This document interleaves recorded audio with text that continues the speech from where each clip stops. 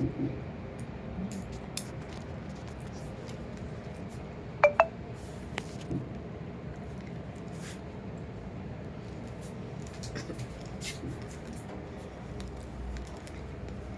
friends, welcome back in our new session as we have started Indian history and we have completed Indus Valley civilization. Now we are going to start our first session about sources, स्रोत. स्रोत किस चीज का? स्रोत है इतिहास बनाने का, इतिहास का निर्माण कैसे होता है। तो जो भी हमारा इतिहास जिसको हम समझते हैं कि पुरानी घटनाएं हैं, उसका निर्माण कैसे होता है, उसके निर्माण के लिए हमें आर्कियोलॉजिकल सोर्सेज देखना पड़ता है, बोले तो पुरातात्विक स्रोत, और इसके अलावा होता है साहित्यिक स्रोत, और उसी के डिवीजन में होता है विदेशी यात्रियों की वृत्तांत। पुरातात्विक स्रोत वो होते हैं, जैसे कि मैं आपको एक बैकवर्ड में ले चलता हूँ कि हिस्ट्री का स्टार्ट कैसे होता है। प्लीज पेशेंस रखिए, मैं आपको बताता हूँ कि कैसे होता है। इतिहास की शुरुआत कहाँ से होती है? इतिहास की शुरुआत के लिए जैसा कि हम जानते हैं कि सबसे पहले एक यूनिवर्स में एक होल हुआ करता था, जिसे हम ब्लैक होल या कृष्ण क्षेत्र कहते थे। पर जब 13.8 बिलियन ईयर्स एगो इसमें विस्फोट हुआ, तो आज के ब्रह्मांड की रचना हुई।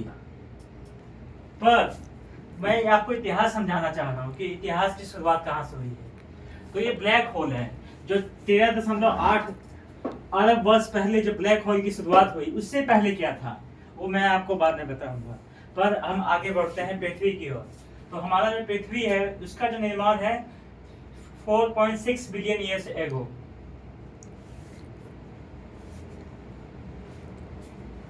चार अरब 6 करोड़ साल पहले हमारे पृथ्वी का निर्माण हुआ, और इस अवस्था में, जिस अवस्था में हम अभी यहाँ पहुंचे हैं, वहां पहुंचे हैं। और जैसे इसका मैं क्या आपको बताना चाह रहा हूँ, मैं ये बताना चाह रहा हूँ कि कोई फिलोसफी ले लीजिए, जैसे हम इंडियन फिलोसफी लेते हैं, तो उसमें भगवत गीता में श्री कृष्ण ने कहा है कि ना मेरा कोई आदि है ना अंत है। तो वही देखा जाए कि जो ब्लैक होल जो कि 13.8 बिलियन वर्ष ईयर्स पहले था, उससे पहले ब्लैक होल था, उससे पहले क्या था पता नहीं। पर जैसा कि कृष्ण जी ने बोला कि मेरा ना आदि है ना अंत, तो आदि कहाँ से हुआ ये तो पता नहीं। अब अंत पे आते हैं, तो अंत पे आते आते ब्लैक होल से आते आते आज के हम किसी भी एक तत्व को देखते हैं। कोई भी तत्व परमाणुओं से बन के मिलकर बनता है, तो परमाणु से जो मिलकर बनता है, तो परमाणु में क्या होता है? परमाणु में होता है बीच में फेरीफेरा होता है, जिसमें न्यूट्रॉन और प्रोटॉन होते हैं, और इधर इलेक्ट्रॉन होते हैं जो आजू बाजू घूमते रहते हैं। अब इलेक्ट्रॉन के हम गहराई में जाएं तो कितनी गहराई में जाएंगे पता नहीं होगा, पर उसका कभी एंड नहीं होगा। तो वही फिलोसफी ना मेरा कोई आदि है ना अंत, जो ईश्वर कहते हैं। तो ये इतिहास का मर्म है।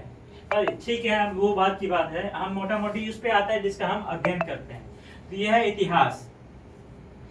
हम इतिहास, मानव इतिहास कब से माना जाता है? सबसे पहले हम थोड़ा सा ही पीछे जाए, जब हम मानव है, मानव इससे पहले आदि मानव कहलाता था। इससे पहले जो नर रूप में था, नर रूप से वो आज की अवस्था में आया, अर्थात मानव अवस्था में। तो उसके लिए उसको सबसे पहले जिसका हाथ फ्री हुआ, तो जाके इसने पाषाण बनाया। पाषाण पत्थरों से वो जानवरों को मारता था, उसका शिकार करता था। तो जाके उसी से समझा जाता है कि मानव संस्कृति की शुरुआत है, जिसको कहते हैं पाषाण काल। तो उसके लिए हम अध्ययन करते हैं पुरातात्विक स्रोत का, क्योंकि उस समय कोई भी लिपि नहीं थी, इसलिए जो भी हमारी जानकारी का स्रोत है वो पुरातात्विक स्रोत है। और ऐसे साहित्यिक स्रोत जब से साहित्यिक स्रोत मिलना चालू होता है, उस समय से प्रारंभ हुए इतिहास को हम ऐतिहासिक काल कहते हैं।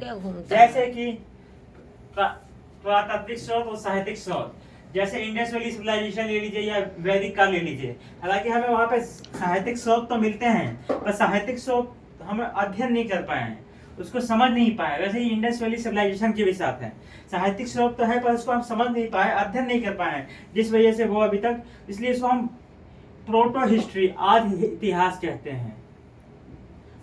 और फिर इसके बाद जो इतिहास चालू हुआ, जब जिस समय की हमें लिपि मिली है, जिसको हम पढ़ पाए और सापेक्ष हम अध्ययन कर पाए इतिहास का, उसको हम ऐतिहासिक काल कहते हैं। तो उसके लिए हम साहित्यिक स्रोत का इस्तेमाल करते हैं।